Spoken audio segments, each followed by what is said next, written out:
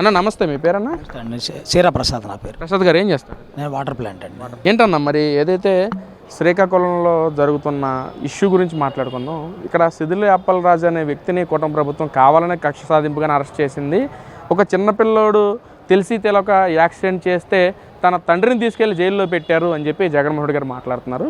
ఇక్కడ బీసీ సంఘానికి చెందిన వ్యక్తి చిన్నప్పటి నుంచి కూడా కష్టపడి ఉన్నత స్థాయిలో నిలబడిన వ్యక్తిని తీసుకెళ్లి అన్యాయంగా అరెస్ట్ చేశారని చెప్పి కూడా మాట్లాడుతున్నారు.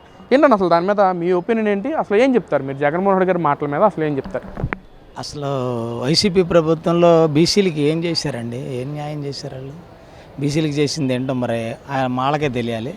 నేను కూడా ఒక బీసీనే. సిదిలి అప్పలరాజు గారు బీసీఏ.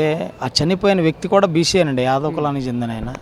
ఇప్పుడు ఆయన కూడా బీసీఏగా మరి ఈయన వెళ్ళి సిదిలి అప్పలరాజు గారిని పరామర్శిస్తాడు. ఆ చనిపోయిన కుటుంబం, బాధిత కుటుంబానికి ఏం న్యాయం చేశారు అంటే 18 సంవత్సరాల వయసు తెలిసి తెలియక గుద్దేశాడు, చచ్చిపోయాడు అంటే అది ఎంతవరకు న్యాయం, ఎంత ఏది ఉంటుంది? దాంట్లో కూడా ఉంటుందిగా. వెళ్ళి మీరు వాళ్ళ దగ్గర కూడా కూర్చొని అమ్మ మీ కుటుంబానికి మేము అండగా ఉంటాం అని చెప్పి మీరు భరోసా ఇచ్చింది ఏది? సిదిలి అప్పలరాజు మీ యొక్క మంత్రి కాబట్టి ఆయనకి వెళ్ళి భరోసా ఇస్తున్నారు, మీ ధైర్యంగా ఉండండి అని చెప్తున్నారు అనుకుంటా. వీళ్ళకి మరి ఈ కుటుంబానికి నష్టపోయిన వ్యక్తికి ఏం చేశారు, ఏం న్యాయం చేశారు? 18 సంవత్సరాల వయసు అయితే న్యాయం లేకపోతే పోలీస్ వ్యవస్థ ఏమి ఉండవా? ఏదో సెటిల్మెంట్ చేయండి, దందాలు చేయండి అన్నట్టుగా చెప్తున్నారు. ఇదే కరెక్ట్ కాదండి.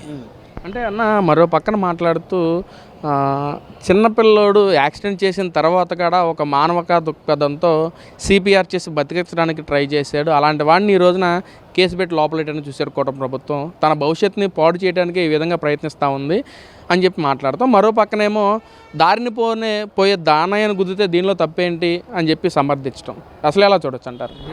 ఆ దారిని పోయే దానయ్యే మీకు ఓటు కావాలిగా రేపొద్దున. ఆయన ఒక ఓటరేగా, ఆయనకి మరి న్యాయం చేయాలిగా. మీరు సిదిలి అప్పలరాజు గారిని మంత్రిని చేశారు బీసీ వర్గం నుంచి, బాగానే ఉంది, సంతోషం. మరి ఆ బీసీ వ్యక్తికి కింద స్థాయిలో ఉన్న వ్యక్తులను పట్టించుకోరా? పై తరహాలో ఉన్న వాళ్ళని, మంత్రి స్థాయిలో ఉన్నోడికి న్యాయం చేస్తారా? కింద స్థాయిలో కుటుంబాన్ని పోషించుకొని నానా తిప్పలు పడుతున్న అతనే కుటుంబానికి ఆధారమైనటువంటి వాడికి మీరేం ఆధారం చూపించారు? తర్వాత ఇంకో విషయం ఏంటంటే సిదిలి అప్పలరాజు కొడుకు చిన్నోడే కాదనట్లేదు. అది అంతా చూసుకోవడానికి పోలీస్ వ్యవస్థ ఉంటుంది, న్యాయ వ్యవస్థ ఉంటుంది. న్యాయంగా పోరాటం చేయండి. మీరు వెళ్ళి అక్కడికి వెళ్ళి నేను ఏదో ఒకటి డబ్బులు ఇచ్చి సెటిల్మెంట్ చేసేవాళ్ళం అంటే ఇది ఇక రాజ్యాంగ విరుద్ధంగా సెటిల్మెంట్లను దందాలు చేసే వ్యవహారం నేర్పుతున్నారా జనాలకి? ఈ రకంగా జనంలోకి తీసుకెళ్తున్నారా? ఏం న్యాయం చేయాలనుకుంటున్నారు? ఎంతవరకు న్యాయం చేస్తారు? ఇది ఇట్లా జరిగితే ఎట్లాగా? మరో పక్కనేమో ఏదైతే నిన్న జగన్మోహన్ రెడ్డి పర్యటనకి జనం కూడా తండోపతండాలుగా వస్తున్నారు. అసలు ఎక్కడ చూసినా పోలీస్ ఆంక్షలతో కూటమి ప్రభుత్వం వ్యవహరిస్తూ ఉంది. అసలు జనాన్ని జగన్మోహన్ రెడ్డి కలవనీయకుండా చేసింది. కానీ ఎక్కడా తగ్గకుండా ప్రతి వాళ్ళు కూడా ఏదో ఒక రూపాన్ని జగన్మోహన్ రెడ్డి చూడటానికి వచ్చారు.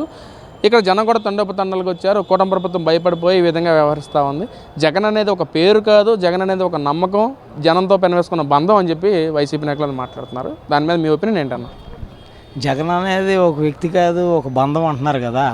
మరి ఆ బంధానికి 11 సీట్లకి పరిమితం చేశారు జనం. ఆ జనమే కదా, మీ జనంతో ఉన్న అనుబంధమే మిమ్మల్ని 11 సీట్లకి తీసుకెళ్ళింది. ఇప్పుడు జనం తండోపతండాలుగా వచ్చేస్తున్నారంటే మరి ఆ 11 సీట్లకి రావడానికి అప్పుడు 5 సంవత్సరాలు మీ గవర్నమెంట్లో ఉన్నప్పుడు మీకే వచ్చారుగా జనం. మీరు రైతులను పరదాలు కట్టుకుని వెళ్ళారు. అప్పట్లో ఆ రోడ్లో జనాలు కనపడకుండా పరదాల మధ్యలో నుంచి వెళ్ళాల్సిన అవసరం ఏముంది? ఇప్పుడు జనం వచ్చేస్తున్నారని చెప్తున్నారు. జనం ఎక్కడి నుంచి వస్తున్నారు, ఎలా వస్తున్నారు మరి మీకే తెలియాలి. కూటమి ప్రభుత్వం భయపడుతుంది అంటున్నారు. ఎందుకు భయపడాలి? దేని గురించి భయపడుతున్నారు? ఏమీ న్యాయం చేయట్లేదా? జనం ప్రశాంతంగా హ్యాపీగా ఉన్నారు. అంతా ప్రశాంతమైన వాతావరణంలో బతుకుతున్నారు. కేసులు, గొడవలు, దెబ్బలాటలు లేకుండా. ఎవరిని పడితే ఇక్కడ వాళ్ళని అరెస్ట్ చేశారు, అక్కడ వీళ్ళని అరెస్ట్ చేశారనే గొడవలు లేవు. ఏదైనా ఉన్నా చిన్న చిన్న వ్యవహారాలు ఉన్నా అవి వరకు చట్టానికి వదిలిపెట్టేశారు. వాళ్ళ వ్యవహారం వాళ్ళు చూసుకుంటున్నారు. గవర్నమెంట్ హ్యాపీగా నడుస్తుంది, ప్రజలు హ్యాపీగా ఉన్నారు. అంటే 2 సంవత్సరాలు అవుతుంది కదా, అసలు ఎలా ఉందన్న ఓవరాల్గా రూలింగ్ ఎలా ఉంది? చంద్రబాబు గారి పరిపాలన కానీ, విద్యాశాఖ మంత్రి గారు లోకేష్ గారి పనితీరు కానీ, డెవలప్మెంట్ పరంగా కానీ అసలు ఎలా ఉంది? అసలు ప్రజలు ఏమనుకుంటున్నారు ఈ ప్రభుత్వం గురించి? నంబర్ 1గా ఉందండి. అన్ని వ్యవహారాలు చక్కగా నడుస్తున్నాయి. అభివృద్ధి, సంక్షేమం 2 కళ్ళలాగా అని చెప్పిన చంద్రబాబు గారు నిజంగానే 2 కళ్ళలాగే చూసుకుంటున్నాడు. ఒకదాని తర్వాత ఒకటి ఇంప్లిమెంట్ చేసుకుంటూ వస్తున్నారు. ఒక విషయాన్ని మాట ఇచ్చారంటే తప్పకుండా నెరవేర్చి తీరుతున్నారు. సూపర్ 6 అన్నారు, అందులో 6 వాటిలో ఒక 5, 6 చేశారు. ఇంకా ఉన్నాయి, చేయాల్సినవి చేస్తారు. పథకాలు మీకులాగా పింఛన్ ఇస్తామని చెప్పి 5 సంవత్సరాలకి 2,000 పెంచలేదు కదా, 2,500 3,000 చేయలేదు కదా. ఒకసారి వచ్చారు, 2 ఏరియర్స్ కూడా కలిపి 7,000 ఒకేసారి ఇచ్చారు. అలాంటి నమ్మకం జనంలో చంద్రబాబు గారు అంటే నమ్మకం, ఒక విజనరీ నాయకుడు అనేటువంటి నమ్మకం ఉంది.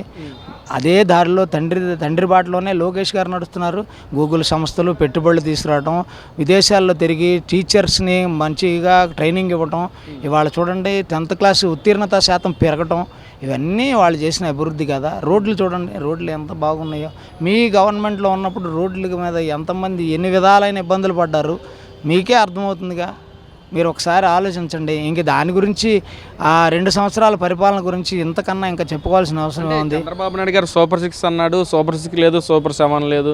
నేను పలావ్ పెడితే చంద్రబాబు బిర్యానీ పెడతానని చెప్పాడు. అప్పుడు బిర్యానీ లేదు, పలావ్ లేదు. ప్రజలందరూ చాలా విసిగిపోయారు కూడా ప్రభుత్వం పట్ల. గతంలో నేను ఇచ్చిన నవరత్నాలే ప్రజలకు తీవ్రంగా అమలు అయిందని చెప్పి కూడా మాట్లాడుతున్నారు అన్న. అసలు సూపర్ 6కి నవరత్నాలకి అసలు వ్యత్యాసం ఎలా చూడొచ్చు అంటారు? అసలు ప్రజలకి ఏది బాగుందంటారు?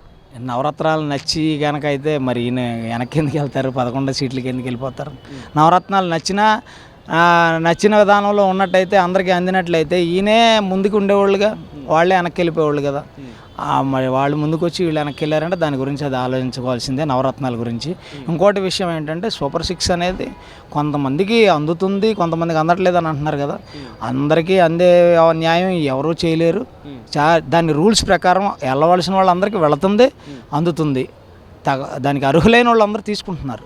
ఇప్పుడు తల్లికి వందనం అవనివ్వండి, 3 సిలిండర్లు అవనివ్వండి, తర్వాత ఇప్పుడు ఉచిత బస్సు అవనివ్వండి, ఇవన్నీ ఇంప్లిమెంట్ అయినాయిగా. ఇంకొకటి ఏదో 1 2 ఉన్నాయి, అవి కూడా త్వరలో చేసేస్తారు నాకు తెలిసినంతవరకు. జనం ఈ పథకాల కోసం ఏమో ఆశపడలేదండి, ప్రశాంతమైన జీవితం కోసం ఆరాటపడుతున్నారు. ఆ ప్రశాంతమైన జీవితం ఈ కూటమి ప్రభుత్వంలో ఉంది, అది సంతోషం.